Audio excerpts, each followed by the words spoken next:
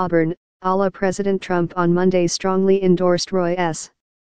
Moore, the Republican nominee for a United States Senate seat here, prompting the Republican National Committee to restore its support for a candidate accused of sexual misconduct against teenage girls.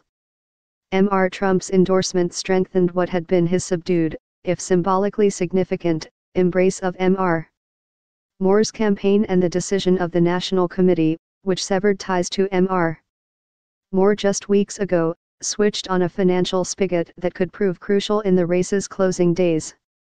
Democrats' refusal to give even one vote for massive tax cuts is why we need Republican Roy Moore to win in Alabama, Mr. Trump posted on Twitter on Monday, before he formally endorsed Mr. Moore during a telephone call. We need his vote on stopping crime, illegal immigration, border wall, military, pro-life, vice admiral, judges' Second Amendment, and more. Mr. Trump's endorsement and the party's machinations came a day after Senator Mitch McConnell, the Republican leader, had stepped back from his earlier criticism of Mr. Moore, saying Alabama voters should make the call on whether to send Mr. Moore to the Senate. Taken together, the week's developments suggested that Republicans were increasingly confident that Mr. Moore is well positioned to defeat Doug Jones, the Democratic nominee, in next week's special election. But even as senior Republicans again coalesced around Mr.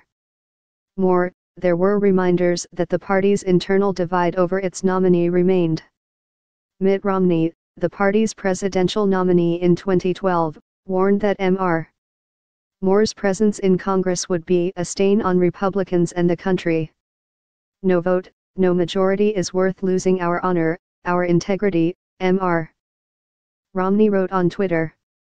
Although Mr. Moore appeared to be regaining important support in his party, some of his accusers pushed back at recent remarks in which he said he did not even know them, let alone behave inappropriately.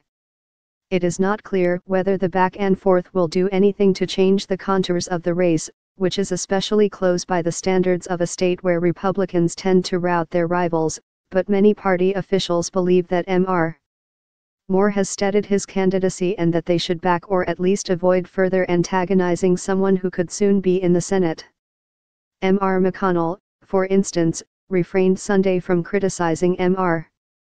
Moore or repeating earlier remarks indicating that the Senate might expel Mr. Moore if he were seated after numerous accusations of misconduct and unwanted overtures. 9 women have come forward in recent weeks to describe their encounters with Mr. Moore, including a woman who said that Mr. Moore molested her when she was 14 years old. With the notable exception of Mr. Romney, many national Republicans seem to have shifted their approach, less active criticism of Mr. Moore and fewer threats of his swift expulsion from Congress, and more guarded comments, if any at all. Mr. Trump, though, could prove far more vocal about the race, especially when he appears Friday in Pensacola, Florida, which is within the Mobile, Alabama, media market.